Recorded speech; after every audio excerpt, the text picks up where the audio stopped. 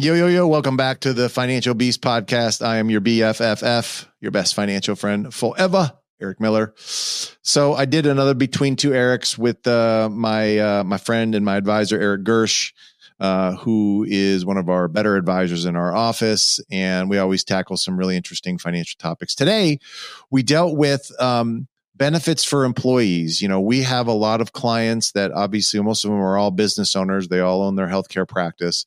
And they're always asking us, you know, am I doing everything possible to not only to get new people, but to retain them? How do I make them happy? What are some things that I can do? So we went over some standard things you can do. And then we thought outside the box on some other interesting topics or benefits that you could provide them to make sure that they stick around. So I think it was very helpful. I have no doubt you'll enjoy it.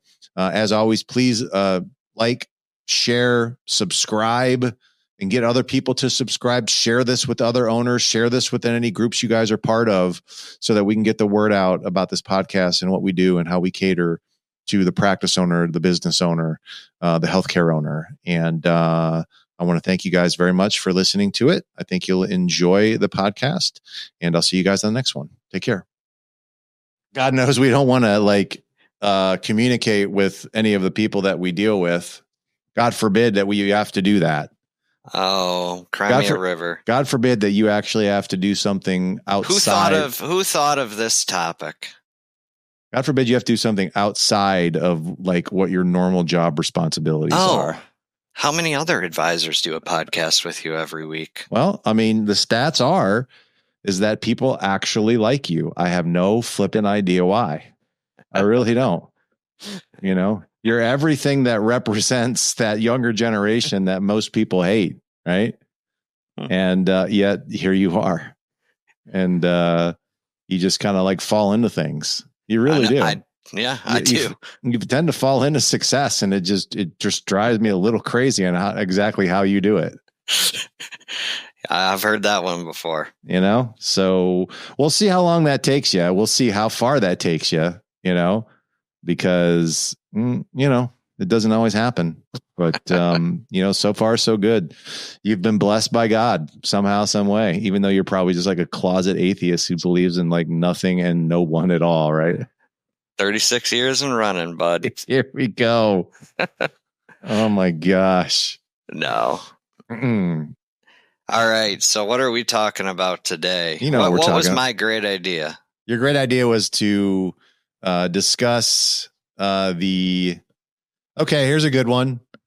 So I own a practice, I own a business, and I have the viewpoint that I want to take care of my people. What benefits should I offer them? How to keep them happy. How to keep them happy. Yep. Okay. So I want to talk a little before we get into like the standard benefits. I want to talk about the importance of keeping people happy. Now, you talk with a lot of owners. Yep. What is their biggest frustration right now? HR, and it has been for years. It's always been their biggest stressor. Yeah. And when you say HR, what do you mean? Hiring and retaining good employees. Yeah. So I think the problem has been a lot of hiring right now is finding able-bodied employees. Yep. To do functions. Okay. And if you don't have a job description for a person that you're going to hire, it's probably likely that when you bring someone, you're not going to bring someone in that's going to match that job description. So, you know, you have to start with like the end in mind to that degree. And I think a lot of the reasons why people are having difficulty with their labor is because, you know, someone comes in, they don't know what the heck they're supposed to be doing a lot of the time. They're probably not trained. They probably don't have a very good training system in place. You know, I'll blame the owners a little bit on this, but I know that's probably part of it as well. It's not just all the employees. That are bad out there. It is your process. It is your system. It is how you bring people in. Do you have an inviting website that people would actually go to and be like, wow, I'd like to be part of this group. It looks like they have a lot of fun. you know? So, I mean, I think there's some things that you could do prior to that to bring in good people. And, you know, and then if someone comes on and they're just not doing their job, you get rid of them quickly. Yeah. Don't drag it out forever. You probably hear quite a bit of that. I do. And I hear a lot of, well, they're not great. Here's why, but they're better than having nobody. Actually, that is the exact opposite of what. And that's what I tell them is I say, so you're basically settling, right? Because if you get rid of them, you're going to be forced to find somebody else. Yep. You already know that they're not. You're already telling me that they suck at their job. They're just a body that fills part of the role. So why settle for that? Get rid of them, take the temporary pain of the position being open and hire someone new. Mm-hmm. That's what I tell clients when they say that. I think the best real world example I have of that being true is when everyone had to shut down or they had to like cut their staff by 15, 20, 30%. And they realized that, wow, I don't really need all these people doing all these things. Like the group the good people of the group will rally around and they will absorb the work of other people, you know, to a point, obviously. I mean, I don't want to like overburden, but I think you'll tend to find that they'll figure out a way to get these things done. Yeah. So, I've always heard, and I've always believed it's better to have, you know, no one doing a job than someone that is completely incompetent. Oh, I agree. You know, 100%. So that, you know, it's better to have, instead of just having a body that's incompetent, just have no one do it. It's better that no one's doing it as opposed to an incompetent person. Yeah. So I think, but okay. Aside from, not to get off on a beaten path, all of those things, you have people. They're very good resources. Your business is made up of your group, and it is generally united. It's nice to have everyone. Like, I think this is probably the best that everyone in this organization has gotten along as far as where we have it right now. Yeah, in terms of like the people that we have, and which is kind of cool. And I think it reflects in how we've been doing so far this year, because it's like, you know, everyone seems to be invested in, you know, trying to do better and, you know, knowing where we're heading to and we're trying to help and all those things. So you want to help, obviously you want to help these people. And you want to give them benefits because, you know, it's hard to live right now on a set salary. Yes. You know, it wasn't as hard 10 years ago. It is hard right now. No, you know, it's very hard right now. And sometimes I lose, you know, I guess I lose perspective on that, but I do realize it is. So there are things that you can do for your people that are doesn't always have to be just throwing money at them either, which is what we're kind of get like, what are some outside the box things that you can do? And maybe we'll come up with some right now, because I had some ideas as well. But that being said, like for the most people that you're dealing with, what are some of the standard benefits that you'll see you've got a practice owner pay traditionally for a private practice, at least you've got the big three: health insurance, retirement, paid time off. Those are really the big three. You don't see some of the stuff you see in the corporate world, like disability, life insurance. You know, that stuff isn't as common for private practices, but those three, those are the main ones. Okay. And I mean, but there's a pretty wide range of benefits there that you just mentioned. Like with health insurance, for example, is the employer paying for the entirety of it? Do they pay for a percentage of it? I mean, I know we don't pay for 100%. No, I have one client who pays for 100%. Yeah. And I've told her it's crazy, you know. But usually the employer pays 50. It's 50-50, half and half. That seems to be pretty fair then, right? Yep. Okay. So then, and those benefits would include, I guess, medical care if they need it, medical go to a doctor, insurance. medical insurance, high deductibles, blah, blah, blah. Yep. Okay. Good. What's the other one? Retirement. 401ks, simple IRAs, something that lets the employee set aside part of their paycheck, and then generally speaking, they get a match from the business owner. Yeah. So, and that match is usually 3% of pay. Yeah. I mean, it's nominal. It's pretty standard. Picture. Yeah, it's pretty standard to do something like that. Okay. So they're trying to incentivize their people to save money and put it into some kind of retirement plan, and they'll reward them if they do so. Yeah. None of us are getting younger, so we got to save for later. Yeah. Okay. And then time off. I mean, everybody needs paid time off. I mean, we all have lives, emergencies, health stuff, Gersch. Vacations. Everybody needs time off. Oh, well, let's take a look. Who's going to be out the next 4 days on a family trip? Oh, it's going to be longer than 4 days, my friend. Oh, 4 working days. It's going to be long. It's going to be longer than that. Mr. Everybody should work 7 days a week, 12 hours a day. When have I ever said that? I know. I'm just giving you a hard time. You've never said that. I've never said that. No, but no, seriously, time off. I mean, you need to provide some benefit. I don't think it's fair to ask anybody to work full time and not give them a single paid hour off. I mean, that's just insane to me. I mean, yeah, if you have a part-time worker, that's different. I'm talking about full-time employees. Yeah. Yeah. I think you have to do that. I got a wild idea. What if we just said that there was unlimited time off? It's funny you say that, because that's became pretty popular out in the tech world. And it's actually resulted in 2 surprising findings. I definitely want to hear this. You have the people that will abuse it, which are the outliers. But oftentimes what ends up happening is people actually take less because of A, it's unlimited. So it's not like, oh my God, I got to use it.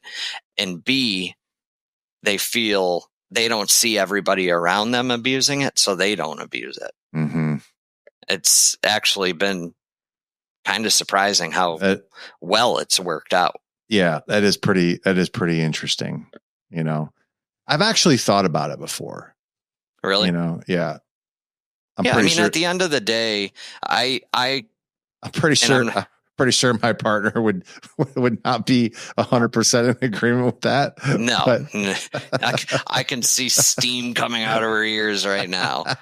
But the reality is not because she doesn't want to give people time off, because she actually. No, she's great at that. Yeah. She's great at that, but she can be a little more old school than you at times. Yeah, I get that. But I think, and this varies position to position, right? A receptionist, you need a body there. Okay. Mm-hmm. Yeah. But if you look at certain jobs, you're paying somebody to do a job, right? Mm-hmm. And I've always been of the belief that it doesn't matter if I'm done for the day, right? Whether I'm at the gym or I'm sitting in my office chair scrolling through Facebook. Still not doing anything. Is it really making any difference where I'm at physically? Yeah. No, you're paying me to do a job. And obviously, if you start seeing, say, production fall, that would allude you to say he's not doing his job. Yeah. But if my production is rising and I leave at 3:00 and go to the gym versus sit here from 3 to 5 and look at TikTok, doesn't matter. What's better for me, actually? Yeah. And I think that's why it's important because I agree. I think there is a tendency that if you have unlimited freedom, that you do then start to get in bad habits. But I also believe that people can self-correct themselves. If they're actually good people and they actually want to do a good job, as long as they have a target of what they're supposed to achieve and they achieve that, then there should be some freedoms for that. Okay. And conversely, if, you're given freedom or you're expected to do something, and just like that, you're leaving at 3 and blah, blah, blah, but then your stats start going down. Well, you got to be willing then to correct that and say, okay, I have to come back and start, really kind of hitting the midnight oil a little bit here. And I got to start working a little bit harder, and I got to make sure I get my stats up because everyone depends upon me to do this. Yeah, you have to be able to self-manage. Yeah, I mean, I like that, and I want to be able to give people the freedom to do that, but I also know that it doesn't always work. No, I agree. And you have to then, but there's something you have to measure with the person to say, hey, you're losing deals and you are not hitting your numbers, and that's a problem. So what are you going to do to correct that? Because I don't want to have to sit over you and worry about that happening. So anyway, there's probably some benefits to that, but PTO definitely is, I think, something that, is a good benefit. What was the last one? Those were the main three: retirement, health insurance, and PTO. Okay, good. So now those are, I think, a lot of benefits that a lot of practice owners are doing. What are some other benefits that they can do? I've started seeing a trend of practice owners offering, and they're only offering this to doctors and clinicians, but student loan repayment assistance. Okay. How's that working?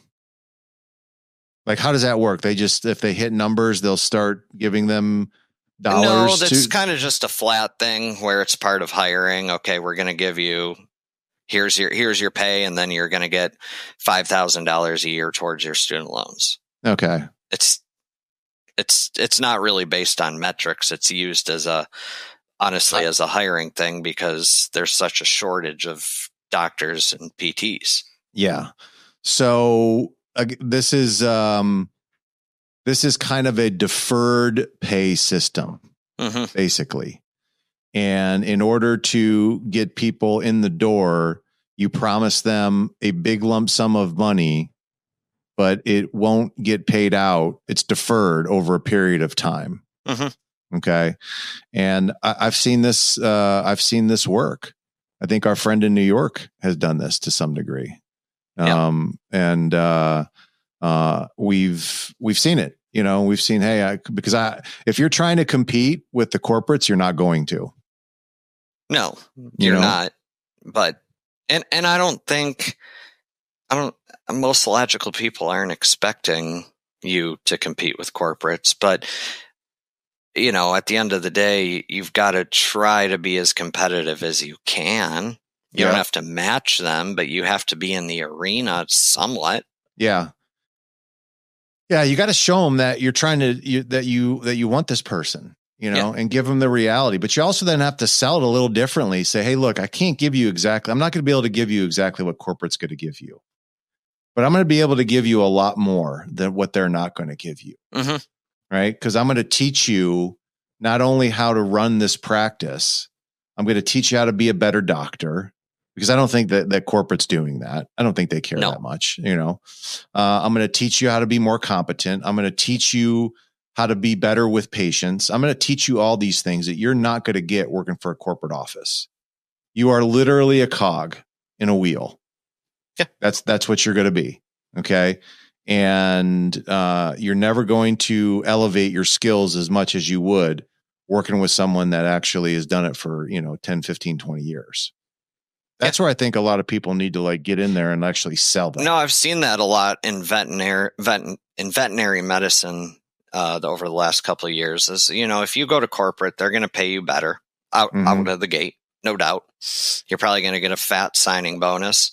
But what are you going to do? You're going to be a doctor who's going to work exam rooms all day long, check out, go home, and anything tough, you're going to refer out to their specialty wing. Yeah. Whereas if you go and work at a private practice, you're going to see patients in exam rooms, but you're going to get mentored by that doctor. That doctor can train you on the surgeries they do. You're going to get a more hands-on approach. Yeah. Which is going to help you over the long run. Yeah. But who wants to do that? Because that, obviously that just, takes away my time from, being at home, my free time. And I don't even know if it does that. I know, I'm just being facetious. I don't even think it does that. I think, I think it just comes down to the money for a lot of doctors. I agree.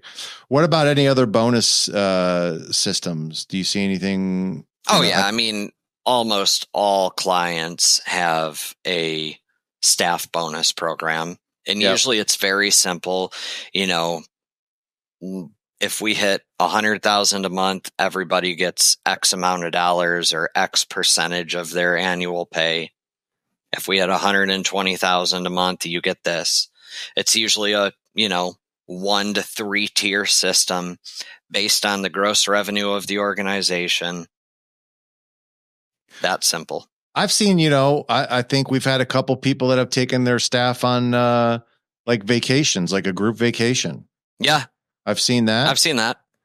Which I think is, obviously you have to have a bit of a smaller staff for, I think, that to work, maybe less than 10, where you can do something like that. But who knows? But I think anything that you can do to acknowledge people is going to be beneficial. Yep. It doesn't take much. You just have to acknowledge people and validate them when they do something fairly well. Yeah. And whether it's like, like I'm thinking about like Joe right now, what would make Joe really, really happy if I see that he did a good job? I can buy him a fishing pole. I was going to say something with fishing, like something like that. Yeah. That would, what was it? Fishing pole cost like $150, I'm not a fisher, so I don't know, but I would think 150 would be maybe on the upper end. I could be totally wrong. So it's very apparent you are not an outdoorsman, Gersch. Yeah. That's very apparent. No, I'm not. Not. No fishing. No. The only thing that you do outdoors is play golf. I play golf and I do hiking when we go on vacations. Yeah. And that's about it. And sit in your new highfalutin pool that you're building right now too. Right? That's the only thing. That's the only outdoors that you do. Yeah, no, that's pretty fair. with a margarita sitting right next to you. Right? Like to relax. Yes, we know that. And that's okay. That's okay. Everybody's a little bit different. But yeah, your incentive is a little different than what somebody else would be. Okay. I could probably buy Frank like tickets to like some heavy metal concert and that would be like, ecstatic to him. Yeah. Like everyone's a little bit different. So just know your people, actually like communicate with them, find out like some of the things that they like, they dislike. And, that's another thing you can do to, when you're trying to acknowledge them or reward them or keep them is like figure out some things that they enjoy, and try to match that or do something for them. I don't know. I mean, but it just can't be people suck. I hate my staff. They're all terrible. They're all out to get me, and not look and say, well, have you ever even tried to get in communication with them? Have you ever even tried to say, hey, what's up? Like, tell me like what you're thinking. Hey, what's your viewpoint of the business? Tell me is there anything that you would do? One thing I think I've seen is like someone that had like a box, like an idea box where people could just put ideas into it, of how to improve the business. Yeah, things that that's they can a cool do, idea. Or incentivize people if they save money in the practice some way, they get that you give them a percentage of the dollars saved. I mean, there's just all kinds of things that you can do that would allow people to feel like they're contributing to the success of the business. And so I think that's, you just have to think a little bit outside the box on that. Yep. So I think another thing too is, especially for the associates that you're bringing on, is why don't you give them some financial help? Yes. Yeah, this is a huge need. And I've had clients bring it up quite a few times in the past is, we get great help from you guys. What can you do for my associates? Yeah. And that's something that we're 100% working on right now, because I think to the degree you want your people, if people are doing well financially, they're not going anywhere. No. They're not going anywhere. And if they feel like they're making progress personally, they're not going anywhere at all. I mean, you may have a few outliers that may go, start their own business or try something else, but for the most part, employees that are well paid, happy, and growing with the business are going to stay. Yeah, absolutely. So I think one of the things that you can do or you can look at is how can I get some of my associates? I'm talking about mostly your doctors, your people or your providers. How can I get them a financial help? How can I get them on a plan so that they're paying off their debt, they're saving money, they're saving for retirement, they got the right amount of insurance, just the basics in place. Yeah. So they feel like they're making progress. That's another thing that you can 100% do. Yeah, they're just looking for assurance that they're doing the right thing, just like anybody else. Yeah. So it just so happens that we're working on an associate plan right now. Yeah. Where we actually write that for your associates. Okay. And it's going to be obviously it's going to be a little different than, well, not much different. We're just, obviously not going to be dealing with the business as much when you're doing that, but it's the same premise. It's making sure that financially speaking, your associates are doing everything possible to make sure they're in a good financial condition. Because if they see like they're doing well, they're going to want to produce more. Especially when they see like, hey, if I just produce a little bit more than what I'm doing right now, I can save a little bit more in my retirement. I can pay off my debt a little bit faster and I can be financially free a lot faster than what I am right now. Yeah. But most of them don't have a plan at all of how to do Correct. that. So that's something that we're going to be rolling out here fairly soon. I just want to make sure that you guys know that, understand that, and that it's something that it's available and that you can make that a benefit to your staff or at least your associates. Yeah. As a bonus for them. I think that'll be a really awesome benefit. Oh, absolutely. Absolutely.